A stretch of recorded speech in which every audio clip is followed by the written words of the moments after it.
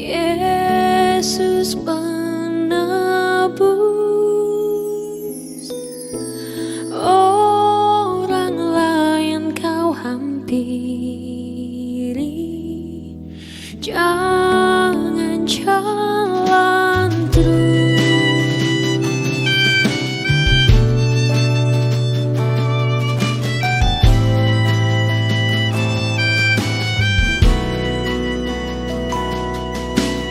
Di hadapan tata ramah, aku menyembah, tunduk dalam penyesalan. Tuhan tolonglah, Yesus Tuhan, dengar doaku. Orang lain kau hampiri, jangan jalan terus. Ini saja andalanku, jasa kurbamu. Hatiku yang hancur luluh, buatlah sembuh.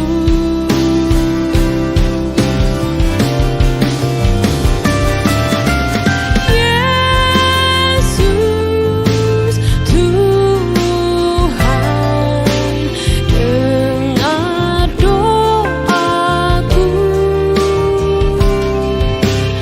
Orang lain kau hampiri, jangan jalan terus.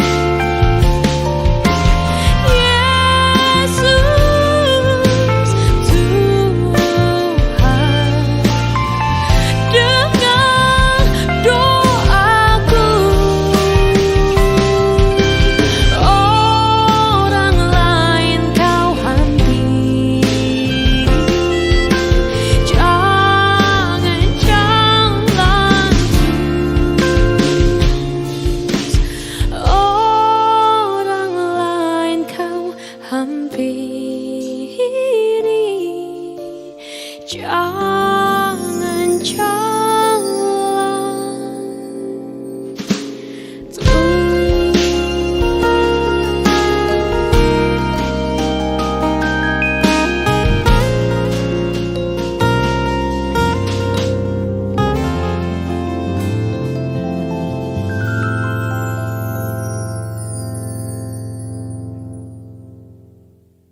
Shalom jemaat Tuhan yang dikasihi oleh Tuhan Yesus Kristus. Puji nama Tuhan sebab hingga saat ini kita masih bisa merasakan kasih penyertaan Tuhan dalam hidup kita. Mungkin kita sudah merasa bosan, merasa jenuh menghadapi pandemi yang kita tidak tahu kapan akan selesai. Dan kita saat ini masih harus beribadah secara online. Tapi kiranya itu semua tidak memudarkan iman kita untuk datang bersekutu bersama Tuhan.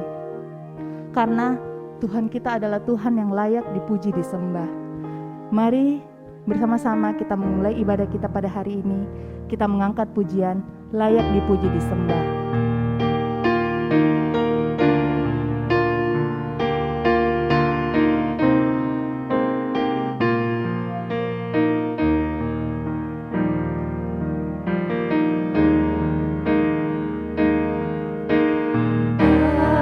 Alam semesta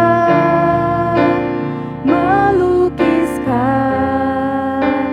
kebesaran Tuhan.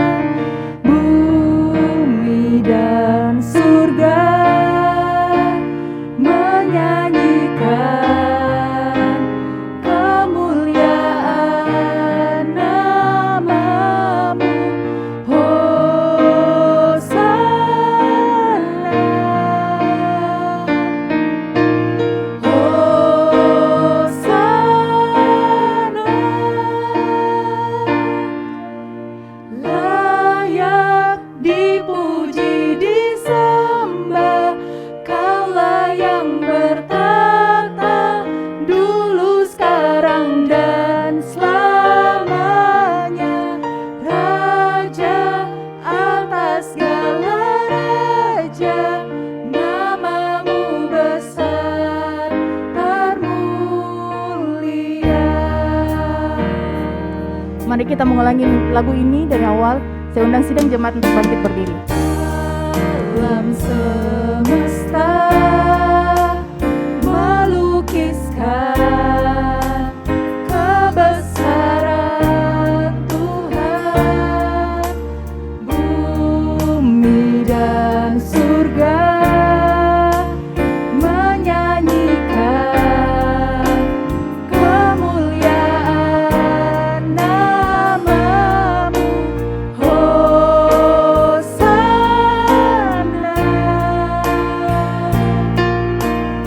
Hosana, layak dipuji disembah, Kaulah yang bertata dulu, sekarang dan selamanya. Raja atas segala raja, namamu besar termulia.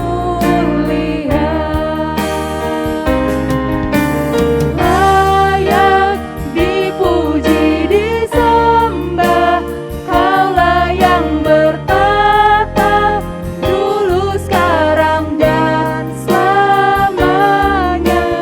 Raja atas segala raja, namamu besar termulia. Namamu besar termulia. Mari kita bersama-sama berdoa. Bapa kami yang dalam surga, terima kasih karena Engkau masih memberikan kami kesempatan untuk bersekutu memuji namamu. Kami tahu Bapa, ini adalah suatu kesempatan yang sangat besar. Kiranya Engkau memberkati kami Bapa, menyertai kami dari awal pertengahan hingga akhirnya ibadah ini. Kiranya firman yang kami akan dengar pada hari ini, kami dapat aplikasikan dalam hidup kami, dan kami menjadi berkat bagi banyak orang.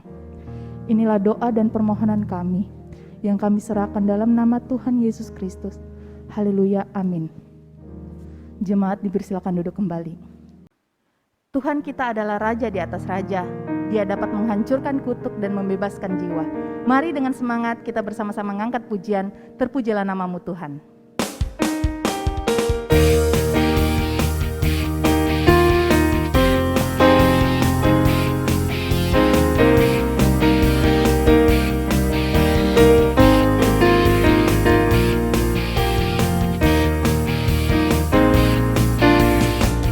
Terpujilah namamu Tuhan,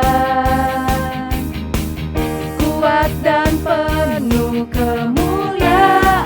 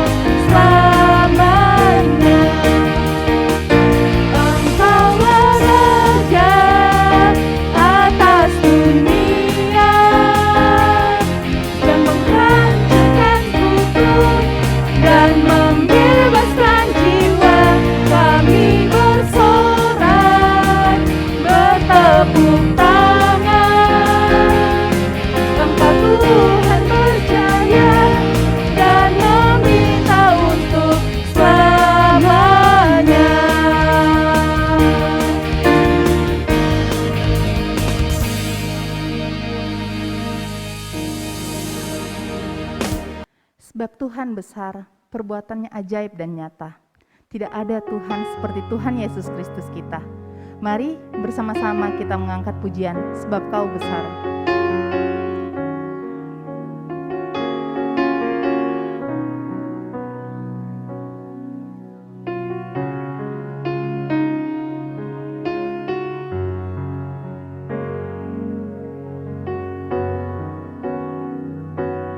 Beri kemuliaan dan hormat. Ku angkat suara pujian, ku agungkan namamu. Ku beri kemuliaan dan hormat. Ku angkat suara pujian, ku agungkan namamu. Sebab Kau besar, perbuatanmu ajaib, tiada seperti Engkau, tiada seperti Engkau. Sebab Kau besar, perbuatanmu ajaib, tiada seperti Engkau, tiada seperti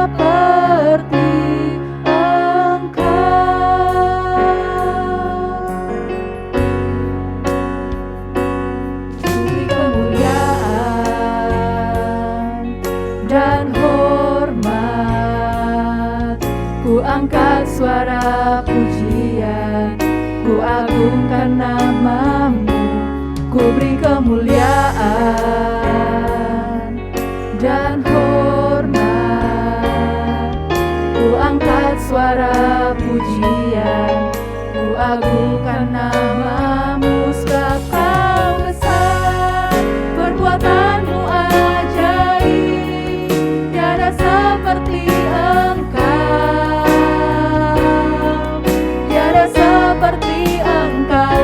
Sebab Kau besar, perbuatanmu ajaib, tiada seperti Engkau, tiada seperti Engkau.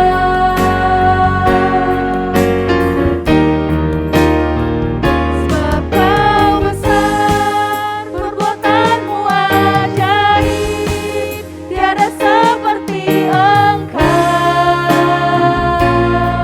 tiada seperti Engkau. Sebab Kau besar, perbuatanmu ajaib, tiada seperti Engkau, tiada seperti Engkau.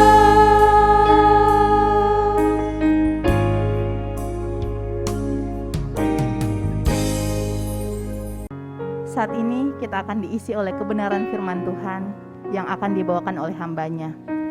Tapi sebelumnya, mari kita mempersiapkan hati kita, mempersiapkan pikiran kita untuk mendengarkan kebenaran firman Tuhan. Mari bersama-sama kita mengangkat pujian, Kami perlu Kau Tuhan.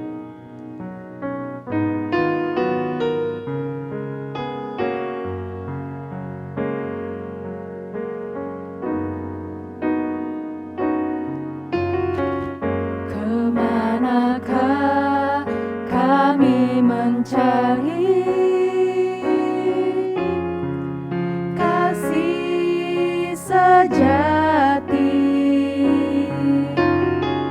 Kemanakah kami berseru saat badai datang menderu? Yang kami tahu hanya Kau yang mampu pulihkan segala sesuatu. Kami perlu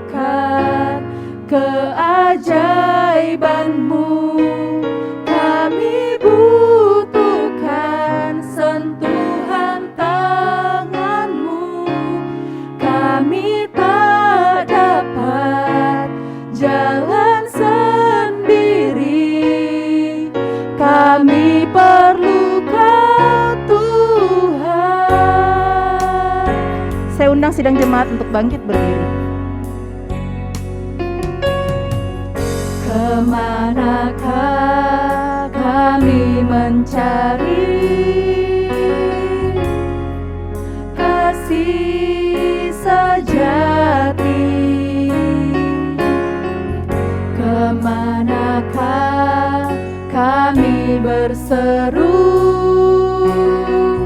saat badai datang menderu?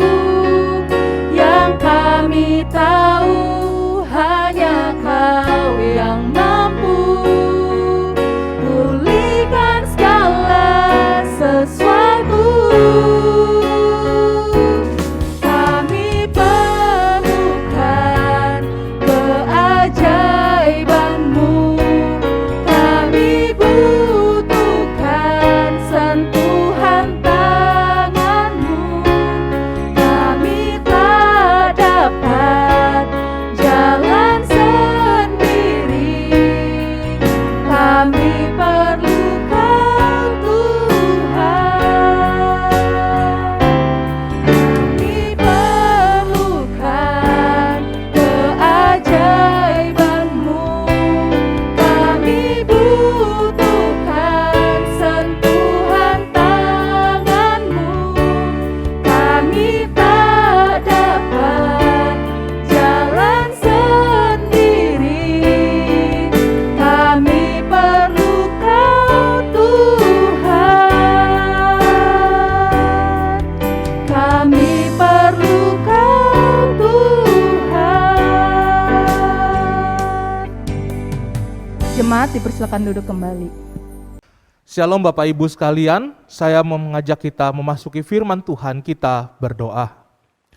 Kami bersyukur ya Tuhan atas kebaikan dan kemurahan-Mu. Pada hari ini kami akan bersama-sama merenungkan firman Tuhan.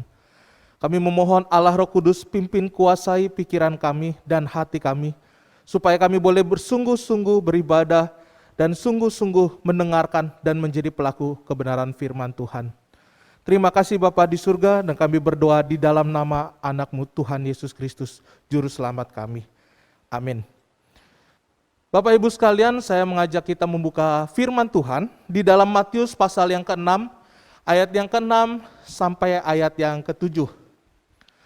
Ini adalah sebuah teks yang sudah cukup sering barangkali kita dengar di dalam ibadah-ibadah, yaitu dalam Matius pasal 6 ayat 6 sampai 7, yaitu hal berdoa.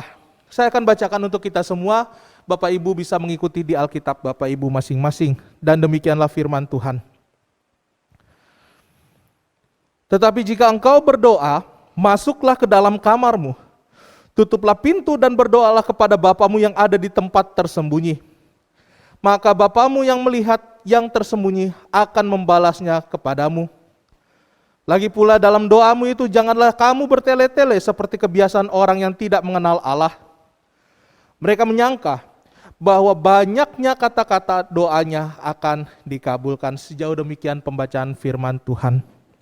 Bapak Ibu sekalian, sebagai orang Kristen, doa bukanlah sebuah kata yang asing bagi kita, apalagi ketika kita percaya dengan Tuhan dalam waktu yang cukup lama.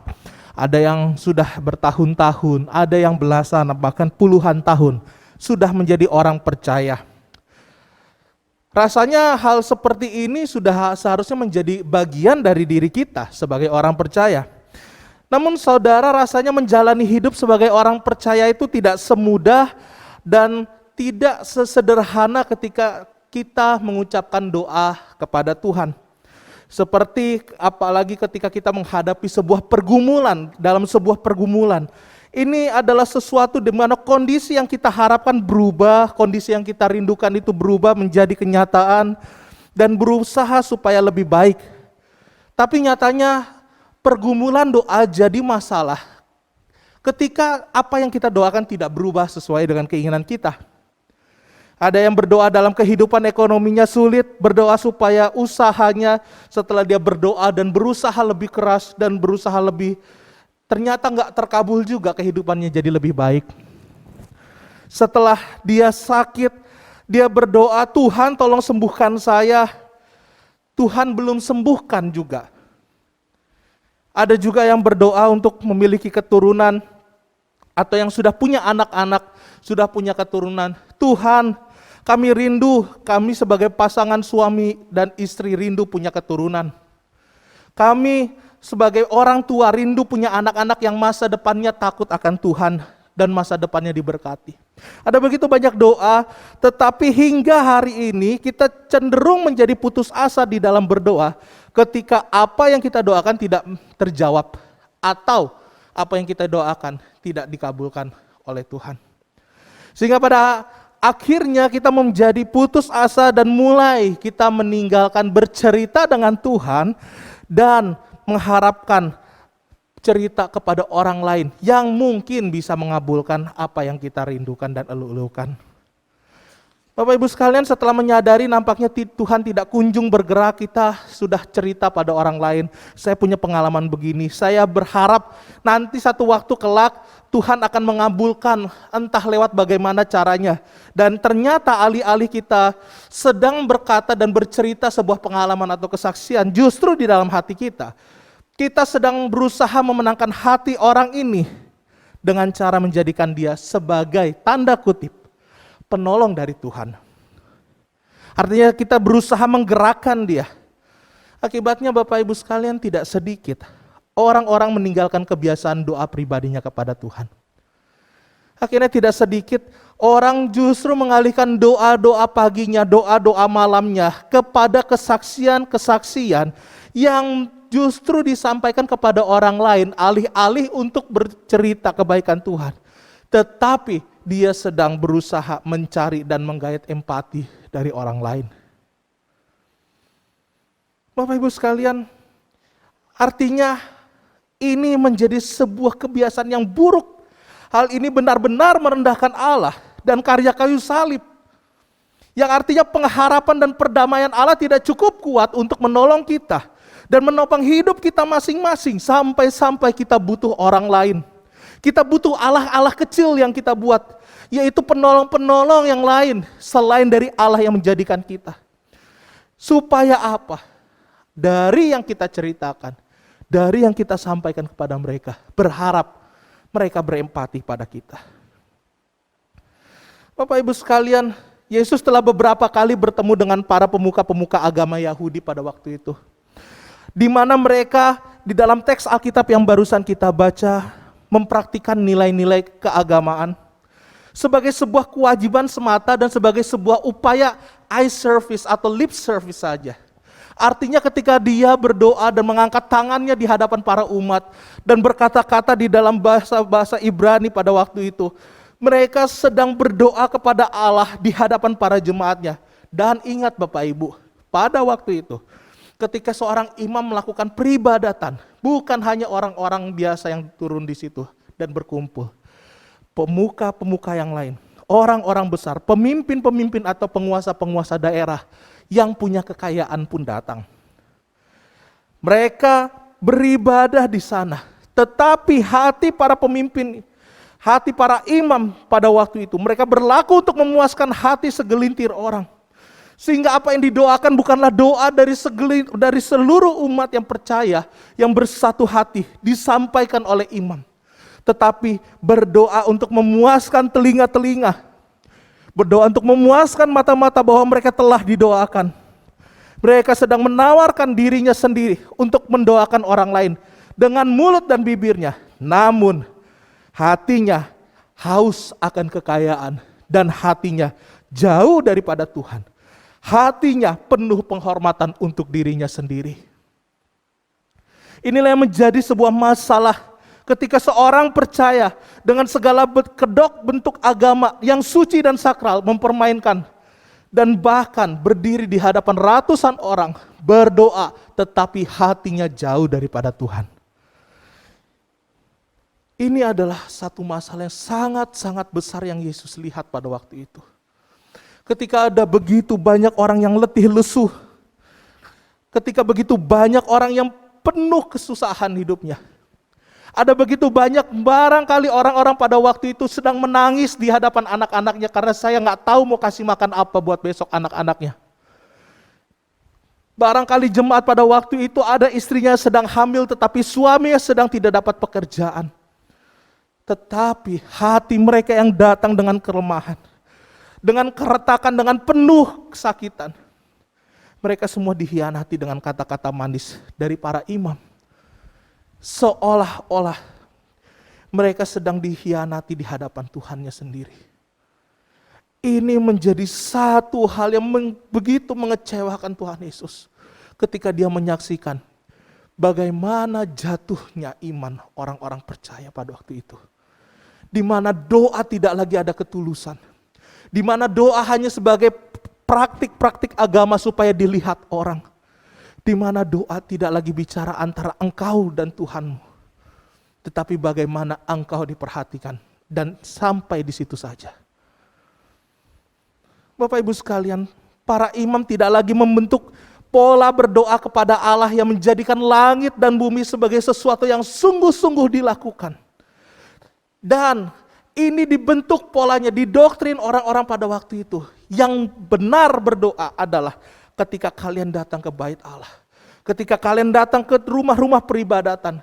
Ketika kalian berdoa kepada Tuhan, kalau berdoa di rumah masing-masing kurang didengar. Datang di bait Allah. Tetapi ingat Bapak Ibu sekalian, setiap kali orang mau berdoa bersama-sama, mereka harus bawa persembahan. Mereka harus bawa pemberian kepada Allah. Seolah-olah Allah itu begitu miskin untuk memberkati orang-orang sehingga dia harus disogok berulang-ulang. Begitu mengecewakannya. Ini yang terjadi, pola doktrin seperti inilah yang terbentuk. Bahwa Allah kita adalah Allah yang begitu miskin yang harus disogok supaya doa kita dijawab. Ini yang Yesus katakan, janganlah kamu berdoa demikian. Ini yang Yesus lakukan ketika dia lihat rumah-rumah ibadah menjual segala bentuk kurban-kurban, tapi bukan untuk menyenangkan hati Tuhan, tetapi untuk memperkaya diri. Yesus tumbang balikan semuanya. Karena ia tahu, tidak ada kehendak Bapaknya untuk setiap perkara yang dia lakukan. Bapak Ibu sekalian, Yesus menegur mereka dengan keras. Para imam dan orang-orang yang ada di sana jangan berdoa seperti orang yang ingin terdengar puitis. Karena Allah membenci kepura-puraan. Jangan berdoa bertele-tele dengan harapan Allah tidak tersinggung. Justru Allah ia tersinggung dengan kata-kata palsumu. Jangan berdoa supaya dilihat suci. Karena firman Tuhan telah berkata, orang justru yang berbuat demi nama Yesus, ia pun Yesus usir. Dan Allah cela dia sebagai pembuat kejahatan. Karena segala sesuatunya dibentuk dari sebuah kepalsuan Bapak Ibu sekalian. Karena ia tidak sedang memberitakan Tuhan. Karena ia tidak sedang datang untuk menghadap kepada Allahnya. Tetapi apa yang ia lakukan adalah sebuah manipulasi, sebuah trik, sebuah tipu daya kepada orang-orang. Dari balik kata doa. Makanya Yesus katakan berdoalah di tempat yang tersembunyi. Karena Allahmu ada di tempat yang tersembunyi. Allahmu tidak ada di ujung-ujung jalan. Allahmu tidak ada di tempat keramaian. Supaya setiap orang melihat bahwa ada Allah di situ. Tidak. Justru Yesus sendiri katakan, berdoalah ketika engkau sedang sendiri di kamarmu. Di tempat yang hanya ada engkau dan Tuhanmu. Karena sekali lagi Bapak Ibu sekalian, ada begitu banyak dari orang Kristen yang hari ini begitu mengecilkan Tuhan dengan cara berbagai macam cara membuat Allah seolah-olah tidak mampu untuk menjawab doa kita.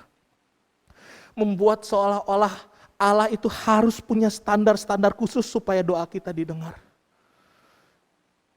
Jika demikian Bapak Ibu sekalian, bukankah hari ini sia-sia ketika kita memandang kayu salib? Ketika kita menganggap doa hanya bisa dilakukan oleh para imam.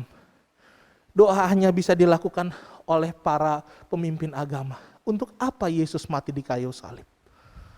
Bukankah dia yang mati di kayu salib memperbaiki hubungan kau dan saya? Oleh karena itu sebagai seorang yang memimpin doa dalam sebuah persekutuan, bagi siapapun kita berdoalah dengan tulus, di mana engkau hadir sebagai suara jemaat yang berdoa kepada Allah. Dan di dalam doa pribadimu, berdoalah seperti seorang anak yang bercerita kepada bapaknya. Karena Tuhan tidak suka kepura-puraan. Tuhan tidak suka manipulasi. Tetapi Tuhan rindu ketika engkau datang sebagai pemimpin agama. Engkau datang berdoa di dalam sebuah persekutuan, engkau pimpin doa. Hanya suaramu saja yang terdengar di antara seluruh jemaat. Berdoalah bukan bertele-tele, tetapi berdoalah dengan tulus di mana engkau hadir sebagai suara jemaat yang berdoa pada Allah. Dan sekali lagi, jika engkau rindu di dalam kamar, jika Bapak Ibu rindu di dalam persekutuan pribadi dengan Tuhan, berdoalah seperti seorang anak berdoa kepada bapaknya. Bercerita kepada bapaknya. Sampaikan apa adanya. Jangan ada kepura-puraan. Saudara sekalian, inilah yang menjadi satu pengalaman kita ketika menjadi orang percaya. Adalah bagaimana kita mengimplementasikan atau mempraktikkan bagaimana kita berdoa lahir dari hati kita. Karena doa dari hati itu penuh dengan ketulusan. Bahkan dikatakan, jika engkau tidak sanggup lagi berdoa, firman Tuhan katakan roh yang ada di dalam dirimu, yaitu Roh Kudus, itulah yang akan mendoakan engkau dan berdoa kepada Bapa. Sehingga saudara sekalian, janganlah engkau berjemu-jemu berdoa. Karena ketika kita berdoa, artinya kita sedang bercerita kepada Tuhan. Tapi Bapak Ibu sekalian, barangkali, oh iya Pak, saya mau berdoa. Tetapi saya bosan berdoa dengan doa yang saya tidak dijawab-jawab. Memang inilah yang menjadi masalah orang Kristen. Karena sekali lagi orang Kristen berdoa menjadi bagian dalam hidup mereka. Nampaknya kita bisa percaya sungguh-sungguh di dalam doa karena kita selalu berharap kepada hasil ketimbang kepada prosesnya. Yang kedua Bapak Ibu sekalian, hati-hati ketika di dalam doa. Orientasi doa kita kemana? Saudara sekalian, ada begitu banyak orang Kristen yang berharap doa hanya kepada hasilnya. Tuhan, saya berdoa, saya rindu saya ini harus sembuh. Tuhan, saya berdoa, saya rindu usaha saya, pekerjaan saya bisa baik. Baik dengan tanda kutip jika Bapak Ibu bekerja dalam sebuah perusahaan, ya setidaknya Tuhan tahun ini saya bisa dalam posisi manajer. Oh ya Tuhan, mana tahu tahun ini Tuhan kasih saya posisi sebagai kepala cabang dan lain sebagainya, dan lain sebagainya. Bapak Ibu sekalian, ketika kita berdoa orientasinya kemana? Tujuan akhir, menjadi manajer, menjadi kepala cabang, menjadi sehat, menjadi kaya, dan menjadi segala sesuatu yang kita doakan. Tetapi Bapak Ibu sekalian, ada satu hal yang sangat sering kita lupakan di dalam proses berdoa. Yaitu bagaimana setiap pergumulan, hari demi hari, proses demi proses yang akan kita lalui. Setiap kali kita berdoa, sebagai manusia, hemat kita selalu, tujuan akhir dari keinginan kita adalah tercapai doa itu. Tapi pernahkah kita berpikir, kita melupakan semua proses yang begitu panjang di dalam kita mencapai doa itu. Katakanlah begini Bapak Ibu sekalian, ada seseorang berdoa, Tuhan, saya rindu, saya mau mendedikasikan hidup saya sebagai hamba Tuhan penuh waktu. Saya rindu, saya mau menjadi pendeta. Saya mau mendedikasikan perasaanku, tenagaku, pikiranku menjadi pelayan Tuhan. Bapak Ibu, kalau kita mau bicara real secara waktu, seorang yang berkatakan demikian kepada Tuhan, dia harus menjalani 5 tahun masa studi. Kemudian setelah lulus sekolah teologi, apakah langsung tiba-tiba jadi pendeta? Belum. Pelayanan dulu di satu gereja, 6 tahun setidaknya minimal pelayanan, ada yang 4, ada yang 6 tahun, bermacam-macam. Kemudian setelah 5-6 tahun, sinodenya atau gerejanya akan berdiskusi. Bagaimana kalau kita masukkan dia sebagai diaken khusus atau penatua khusus yang akan dipersiapkan sebagai masuk di dalam jabatan kependetaan. Setuju nih semua, tambah 1 tahun Bapak Ibu. 12 tahun, akhirnya setelah dari doanya yang pertama, saya mau jadi pendeta. 12 tahun, kalau itu mulus-mulus aja, nggak ada masalah, dia nggak ada jungkir balik, nggak ada perselisihan dan lain sebagainya. 12 tahun mulus, jadi. Tapi bayangkan Bapak Ibu, berapa lama sih kita berdoa? Doa kita 1 menit. Doa kita berkata, Tuhan saya rindu jadi pendeta. Doanya cuma 1 menit. Harapannya dalam 1 menit itu tahun depan jadi. Enggak. 12 tahun baru terwujud. Inilah yang Tuhan katakan. Prosesnya bagaimana? Karena ini dia sering kita salah kaprahkan dalam berdoa. Segala sesuatu akan indah pada waktunya adalah ketika kita hanya terus berdoa dan berdoa. Melihat kepada hasil tanpa mau ikut prosesnya. Kita hanya berangan-angan semua akan indah pada waktunya. Betul, gimana perjalanannya? Apakah engkau dan saya bisa berkata semua indah pada waktunya bahkan dalam perjalanan yang engkau harus menginjak kerikil dan kakimu harus berdarah-darah dalam mencapai itu semua? Tidak. Seringkali kita tidak pikirkan itu.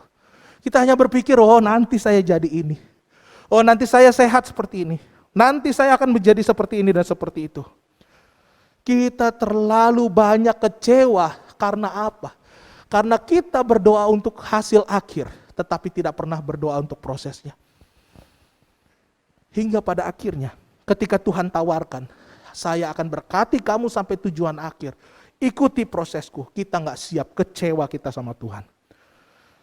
Sekali lagi, orang Kristen begitu banyak kecewa dengan Tuhan di dalam doa-doanya.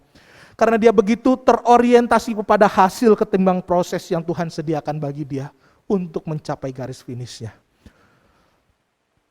Oleh karena itu Bapak Ibu yang sekalian kasih dalam Tuhan, ketika Tuhan Yesus mengajarkan perihal berdoa kepada orang-orang percaya, kepada setiap orang, kita bisa melihat bagaimana Yesus berdoa di Taman Getsemani. Itu adalah gambaran doa yang paling baik. Ketika ia selesai dalam perjamuan makan terakhirnya, di dalam kesendiriannya dia pergi Taman Getsemani. Ia datang kepada Tuhan, memohon kekuatan bukan untuk hasil akhir, tetapi untuk prosesnya. Ia tahu dia akan mati. Oh, dia tahu dia tujuan akhirnya adalah harus mati di atas kayu salib, menebus dosa orang-orang yang berdosa kepada dia. Bapak Ibu sekalian, Yesus tahu jelas tujuan akhirnya kemana. Tetapi Bapak Ibu di dalam doanya, ia berdoa, Tuhan, kehendak-Mu lah yang jadi. Kehendak-Mu yang jadi adalah setiap proses yang akan dia lalui. Bagaimana dia akan melalui hukum cambuk, bagaimana dia akan diludahi orang-orang. Bagaimana dia harus menjalani Via Dolorosa atau jalan kayu salib itu sampai ke atas bukit Golgota dan disalibkan. Jika Allah adalah pribadi yang hanya lihat hasil Bapak Ibu sekalian. Jika Tuhan Yesus adalah pribadi yang berdoa hanya lihat orientasi hasilnya. Maka dia bisa skip begitu banyak hal. Dia bisa saja ya udahlah. Gak usah harus menjalani penderitaan satu demi satu seperti itu. Ya sudahlah, gak usah Tuhan Yesus mengalami begitu banyak caci maki. Cukup Yesus berkata, saya sudah ampuni dosamu, sebenarnya selesai. Tetapi Bapak Ibu sekalian, Allah kita, Tuhan kita Yesus Kristus yang kita kenal, bukan pribadi yang hanya lihat kepada hasilnya. Dia adalah pribadi yang melihat seluruhnya, bahkan prosesnya. Ia jalani satu persatu. Sehingga Bapak Ibu sekalian, kita melihat Alkitab yang hari ini kita baca. Bagaimana proses salib mengubahkan begitu banyak jiwa. Mengubahkan engkau dan saya. Bagaimana perdamaian di atas kayu salib membawa engkau dan saya kembali kepada Tuhan. Itu adalah proses yang tidak di-skip oleh Tuhan. Itu adalah proses yang tidak ia lewatkan begitu saja. Karena di dalam doa, ia sendiri sampaikan, kehendak-Mu yang jadi ya Tuhan.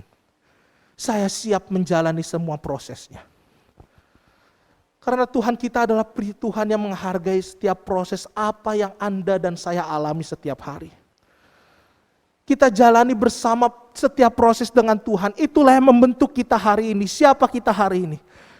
Maka hari ini kita yang masih tidak menghargai proses dalam pergumulan kita di dalam doa. Sesungguhnya ia belum menjadi pribadi yang menikmati proses karya keselamatan.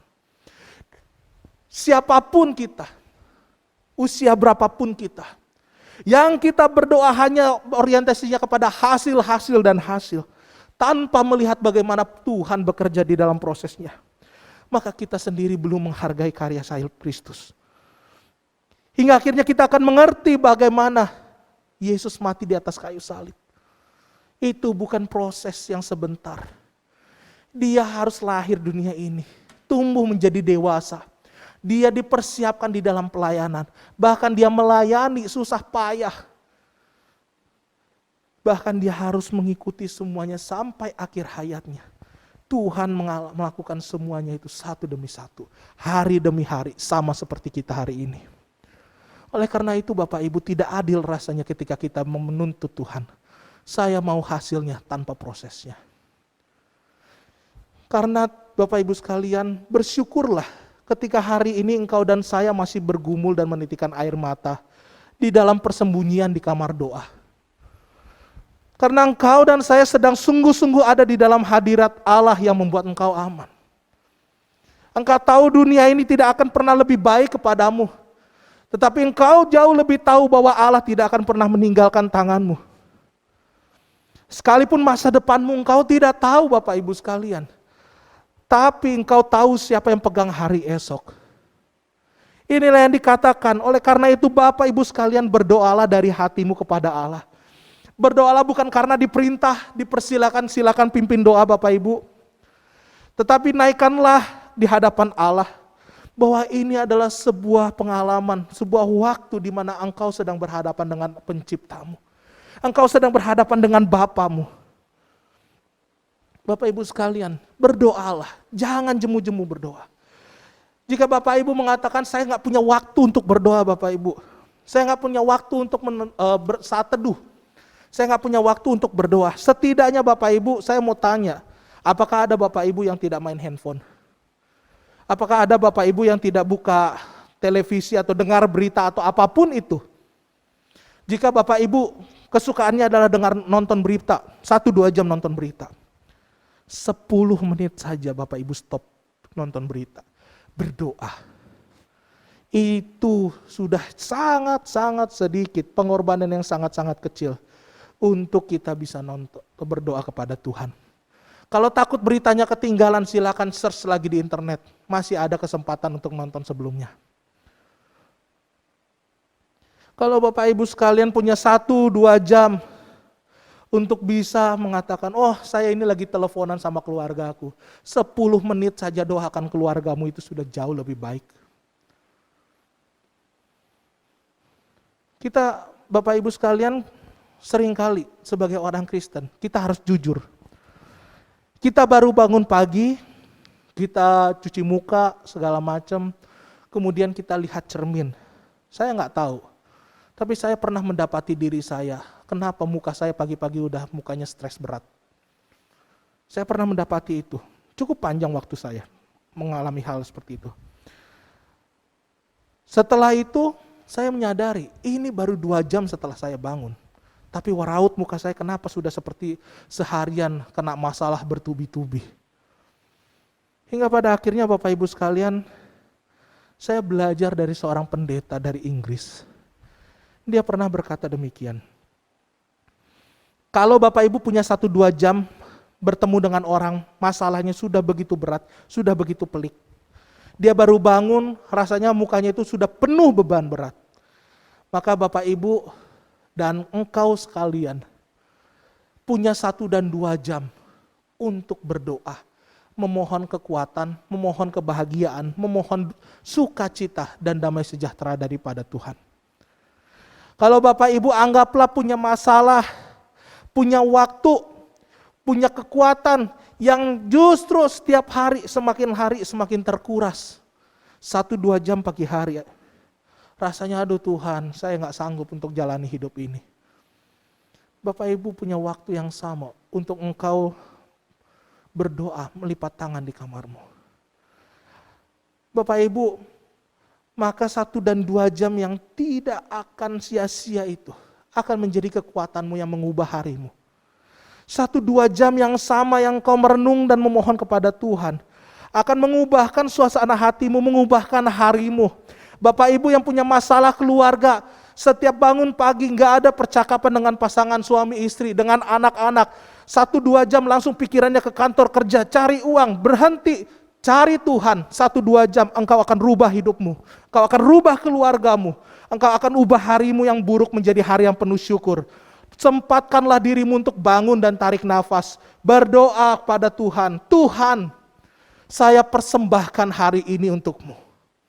Saya bersyukur hari ini bangun. Dan saya persembahkan hari ini untuk Tuhan. Itu adalah kekuatan yang akan mengubahkan hidupmu.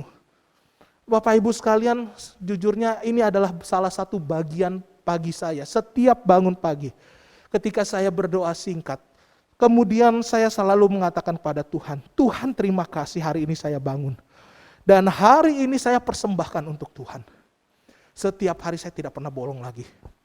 Semenjak hari itu Bapak Ibu, saya tahu saya punya masalah besar. Tetapi saya gak mau kalah.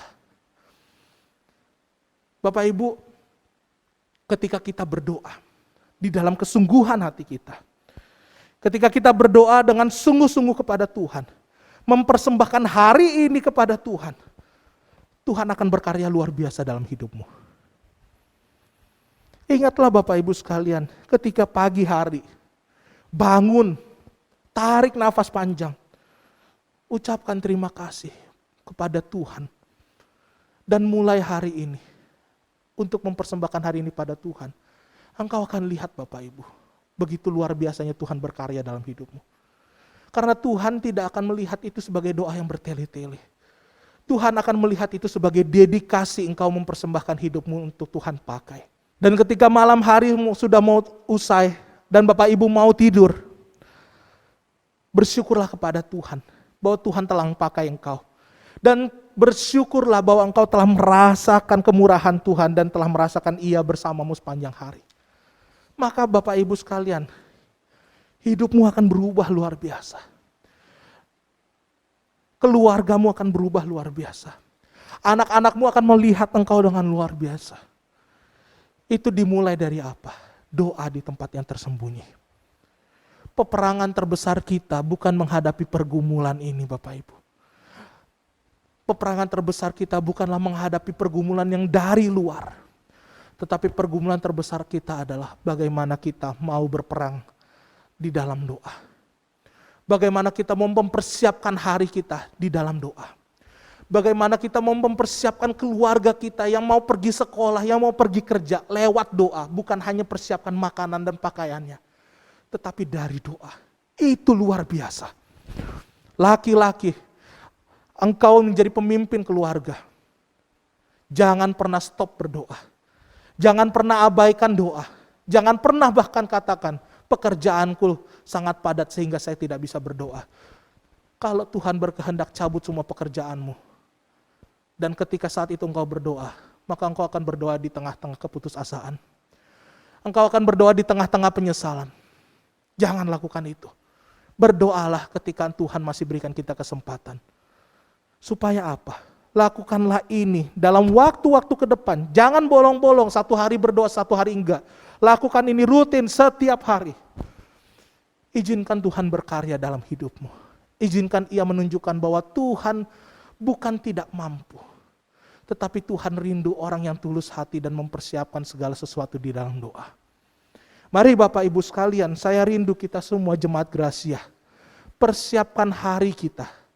Setiap hari, setiap waktu di dalam doa. Besok Bapak Ibu Senin bekerja, lakukan ini.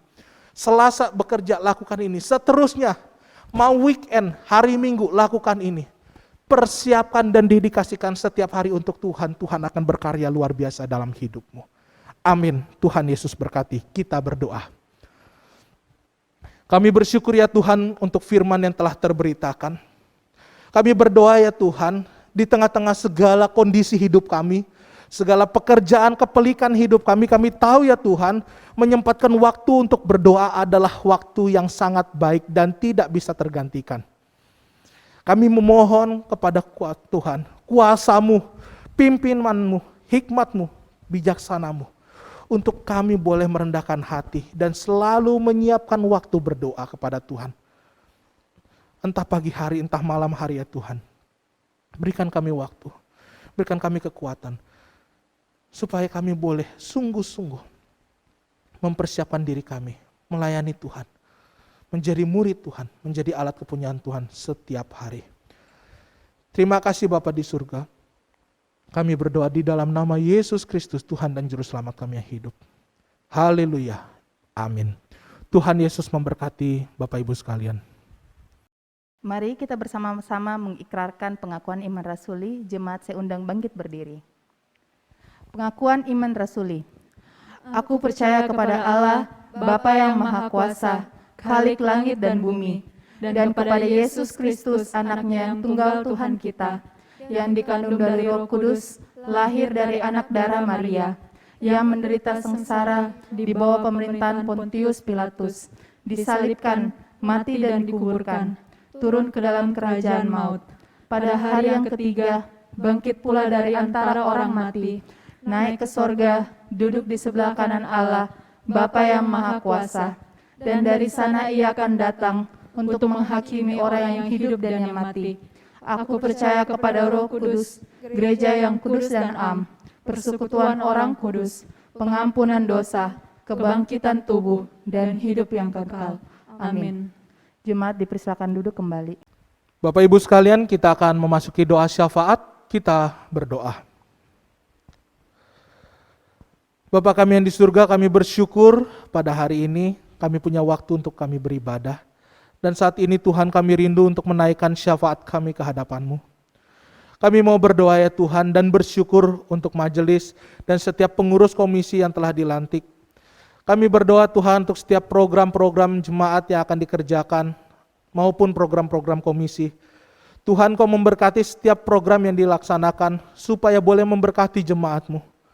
Kami berdoa setiap majelis, pengurus-pengurus komisi boleh dengan kasih Kristus melayani setiap jemaat Gracia. Dan kami rindu Tuhan saling menopang satu dengan yang lainnya dalam melaksanakan setiap program yang akan kami kerjakan. Kami bersyukur ya Tuhan, dan kami berdoa juga untuk setiap hamba-hamba Tuhan di GKI Gracia. Engkau pimpin, berikan mereka hikmat bijaksana untuk memimpin gereja ini ya Tuhan di dalam pelayanan. Tuhan, Kau pimpin kami semua. Terima kasih ya Tuhan, kami pun berdoa untuk setiap jemaat GKI Gracia di dalam pekerjaan, kehidupan mereka, keluarga, anak-anak dan masa depan mereka. Kami berdoa ya Tuhan, Engkau memberkati setiap keluarga jemaat-Mu. Engkau lindungi mereka, Engkau urapi mereka ya Tuhan. Berikan kuasa-Mu untuk boleh menjadi anak-anak Tuhan yang boleh melayani Tuhan di setiap pekerjaan atau tanggung jawab yang mereka lakukan.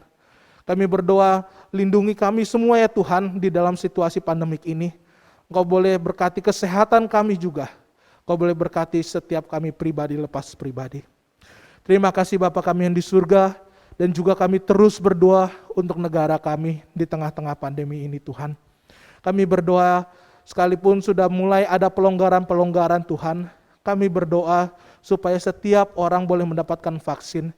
Kami berdoa aparat negara, tenaga medis yang berkorban untuk menangani pandemi ini, Engkau lindungi mereka ya Tuhan.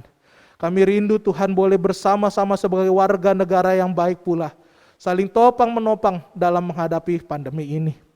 Terima kasih Bapa kami yang di surga, dan kami terus rindu berdoa untuk gereja kami GKI Gracia.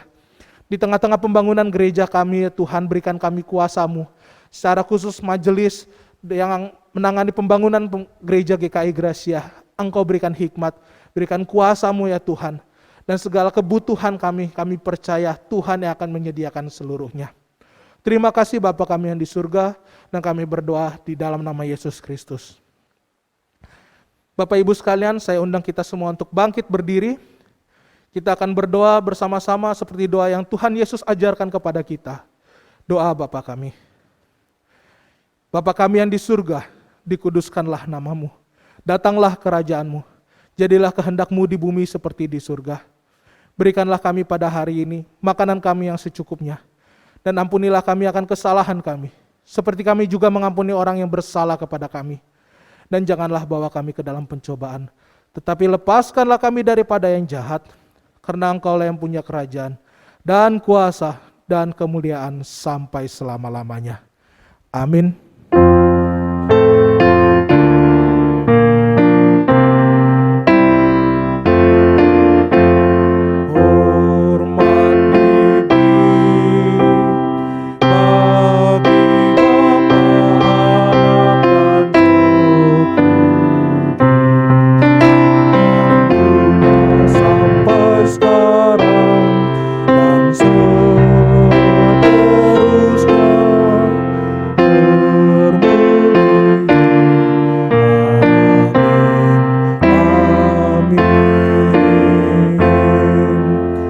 Amin. Jemaat dipersilakan untuk duduk kembali.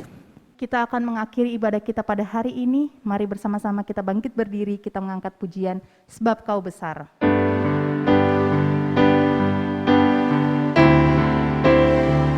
Sebab Kau besar, perbuatanmu ajaib, tiada seperti Engkau,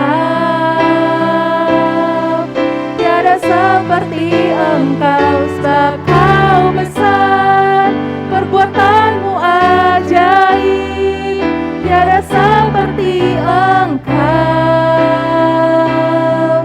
tiada seperti Engkau.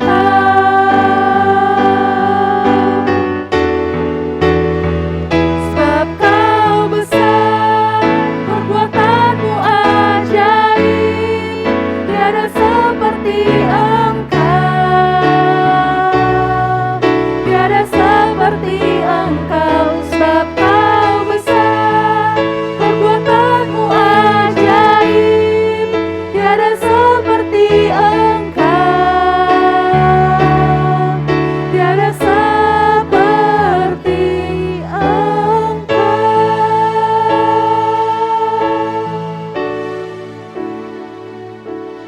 Jemaat sekalian, arahkanlah hatimu kepada Tuhan dan terimalah berkat-Nya. Kasih karunia dari Allah Bapa yang menjadikan langit dan bumi, kasih dari Tuhan kita Yesus Kristus yang telah mati di atas kayu salib, pertolongan, penyertaan, penghiburan, dan damai sejahtera dari Allah Roh Kudus, itulah yang akan menyertai hari-harimu ke depan. Itulah yang akan memimpin dan memberikan engkau kekuatan untuk berdoa, mulai dari hari ini sampai selama-lamanya. Amin.